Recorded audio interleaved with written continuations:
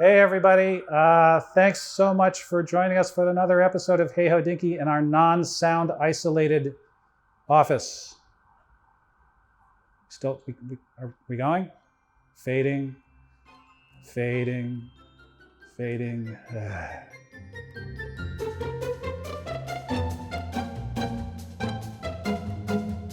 Hi everybody, welcome to another episode of Hey HODINKEE. We've got a great set of questions for this episode, including one from a reader who is wondering what sort of watch his daughter is going to like 20 to 30 years from now. Let's get right into it. Hey HODINKEE. I know from a previous Hey HODINKEE that non-use can deteriorate a watch. How long is too long to leave a watch unused and have this become a risk? Okay, say you buy a watch brand new from a retailer, you take it home, you decide that you don't want to wear it, you put it on a shelf and you let it sit there. How long can you let it sit there before it's okay to pick it up and wear it? Depending on the watch and depending on the retailer, it's possible that the watch was sitting at the retailer's for a year, 2 years before you actually acquired it. So, letting it sit on your shelf if it's a brand new watch for a year, 2 years, 3 years, probably not problematic. If it's a watch that's already been worn for 5 years, if it's pre-owned or if it's vintage, you're probably looking at getting into serious trouble if you let it sit for too long because, lubricants dry up, gaskets age. A lot depends on how the watch is stored. So, watches are machines. It's an easy thing for us to forget because the machineness of watches is often hidden from us. It's certainly not visible when we're wearing the watch, but it's a mechanism. And, mechanisms like to run. So I would say try to keep your watches in rotation if you possibly can. You'll be happier. The watches will be happier. You're going to have to service all of your watches at some point in their life history anyway. You might as well have been wearing them in the time leading up to when you have to take them in for a tune-up. Hey HODINKEE. My wife and I are expecting our first child this December, a baby girl.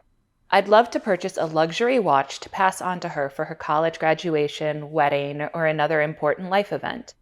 Can you recommend a unisex piece that I could wear now? And that would be small enough that eventually she could wear too. My budget is $10K and I'm open to new or vintage. So this is an extremely difficult question to answer. It looks like a straightforward question on the surface, but let's analyze it a little bit. So you're asking for a unisex, and by the way, all watches are unisex. Don't know if we all got the memo on that one. You're asking for a unisex watch that you are going to be comfortable for wearing for anywhere from 20 to 25 years, that you're going to be able to give to your daughter on some unspecified special occasion. Maybe it's an 18th birthday, maybe it's college graduation, maybe it's an engagement or wedding. That's a long way off. So pretty much any watch that I can recommend to you now is almost certainly not going to be in production by the time you pass it on to your daughter.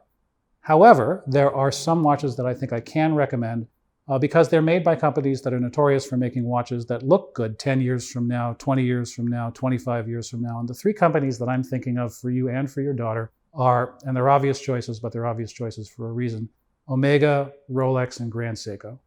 Now, for Rolex, basically any Oyster Perpetual, I think, is going to be a fantastic, fantastic choice, assuming that you can find one. Of course, you have 20 to 25 years to actually find one. The other possible choice is Grand Seiko. They've been around for many, many decades at this point. They make many, many beautiful watches that are well within your price range and which are not going to look dated 10, 15, 20 years from now. The last recommendation I would make, and to me this is an interesting one because I think a lot of people have forgotten that these watches actually exist. Omega makes the DeVille Prestige line. They are beautiful 39 millimeter, what people used to call dress watches, but I think they're incredibly versatile everyday watches with coaxial movements, coaxial escapements.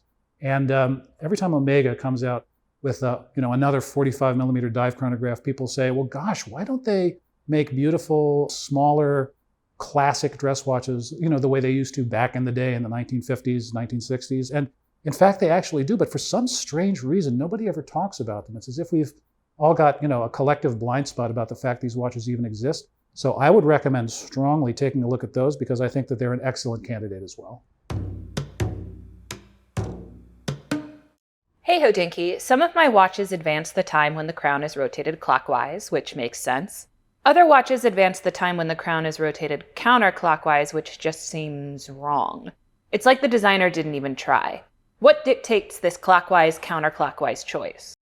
I mean, wrong is such a loaded word in this context. Wrong mechanically, wrong from a design standpoint, wrong experientially, wrong morally, ethically.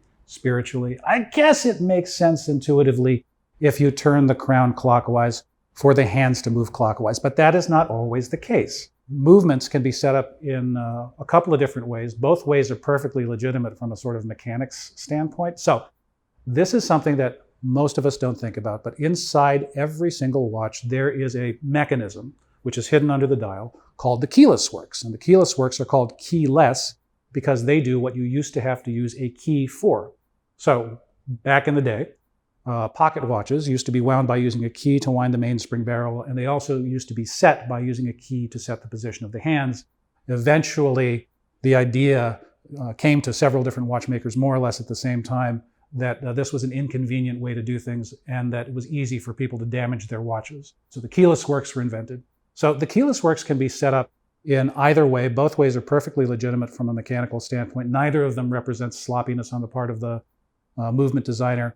And while it might seem a little bit more intuitively appealing for the hands to move clockwise when the crown moves clockwise, in fact, there's nothing wrong functionally with either decision. It's really just a question of what works in terms of the overall dimensions of the movement, the position of the hands, and the position of the crown.